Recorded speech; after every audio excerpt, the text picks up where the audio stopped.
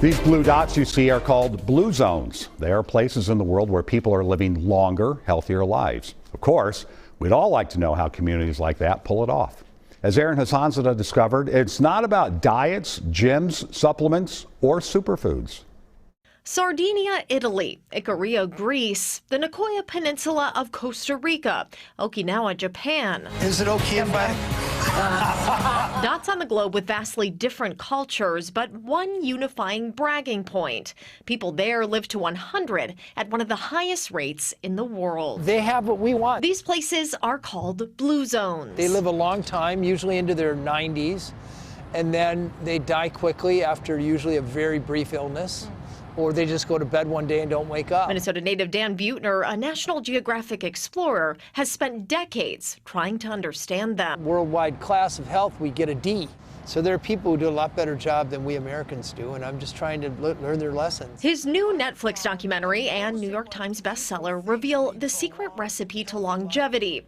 Grab a pen because here it comes, a day in the life of a super-ager. They're not thinking, they're not doing anything consciously, and there's where we get it wrong. We think that we can resolve to get on the right diet, the right exercise program, the right supplement plan, or superfoods, or longevity hack, or whatever's hot on Instagram, and get healthier, but it never works. And so this lifestyle transcends cultures.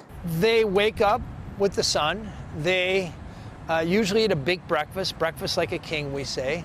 It's with their family, not sitting in front of their favorite TV show. And they all have jobs. There's lawyers there and there's journalists in blue zones, so they go off to their jobs. Usually mid-afternoon, they're having their second biggest meal of the day. When they walk outside, they're bumping into their friends and they're having lots of spontaneous conversations. They're having a small or medium-sized dinner. They're eating mostly whole food, plant-based diet. They typically have a glass of wine or two at the end of the day, and they're usually going to bed soon after sunset, by 9 or 10. Movement. There's a direct correlation between how steep your village is and how long you live. And socializing are cornerstones. They're taking several hours a day to talk face to face with their neighbors, their friends, and their family. But so is purpose. We know that people who can articulate their sense of purpose live about 7 to 8 years longer than people who are rudderless. It's knowing what you're good at, what you like to do, and an outlet for it. Our stateside blue zone in Loma Linda, California is driven by Seventh-day Adventists, eating Garden of Eden-inspired whole foods and resting for Sabbath on Saturdays. Buettner says Singapore is now a man-made blue zone, and they did that by prioritizing walking, public transit, and healthier foods. They now produce the longest-lived, healthiest population in the world. Singapore.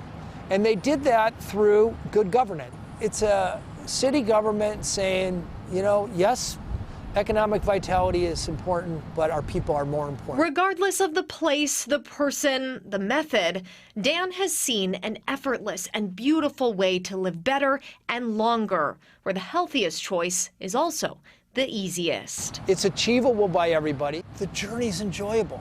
The surprise is how joyous making it to 100 can be. Erin Hassanzadeh, WCCO News. Tomorrow on The 4, Erin will share 3 pretty simple changes you can make right now to live a longer, healthier life. She'll also share the 5 foods that we should all be adding to our diet.